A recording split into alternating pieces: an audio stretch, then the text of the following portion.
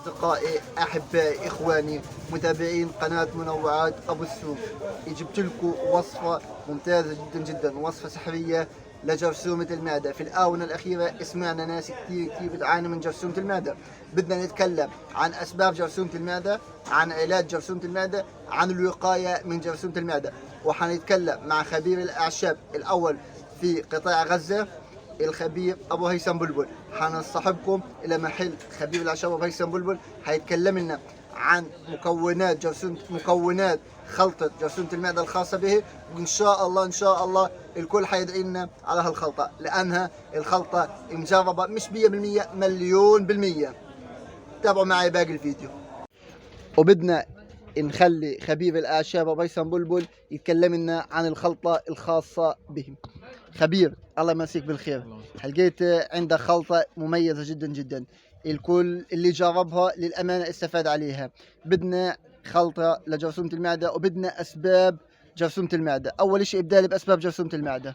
السلام عليكم. أسباب جرثومة المعدة في أول شغلة اللحمة النية. تكمن الجرثومة في اللحمة النية، مثل الشاورما، مثل الهمبرجر، مثل الوجبات السريعة اللي بتنباع في المحلات.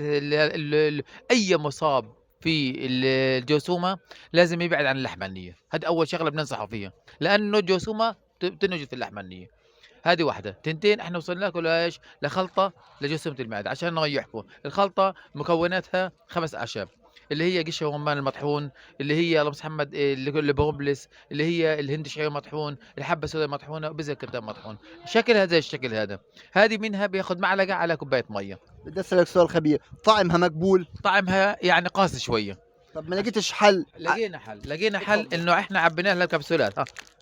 الكبسولات هذه عبيناها للناس اللي بتعاني من اللي ايش، اللي بيقول لك انا والله طعمها قاسي، هذا علي ومش زاكيه. هذه حطينا لها كبسولات، ما عليك اللي ياخذ كبسولتين صباحا وكبسولتين مساء. هذه حطينا بكبسولات. الافضل اللي هو هذا معلقه زي هذه، هاي المعلقه بحطها بكوبايه ميه صباحا ومساء. مية مغلية ولا ميه عاديه.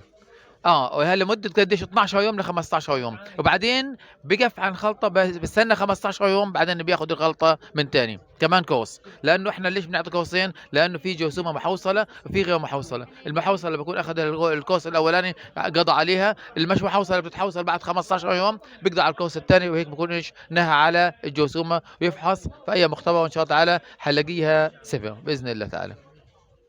وانا من مكاني هذا بشكر خبير الاعشاب الخبير ابو هيثم بلبل على هذه الوصفه الكتير مجربه وكتير مميزه. وباذن الله بدي اسوي صولات وجولات مع خبير الاعشاب في حاجات ثانيه. اي حدا بيعاني من اي شغله، من اي التهابات، من اي حساسيه، يتواصل، يكتب لنا في الكومنتات، وتنسوناش باللايك والشير. والى اللقاء في فيديوهات جديده. سلام.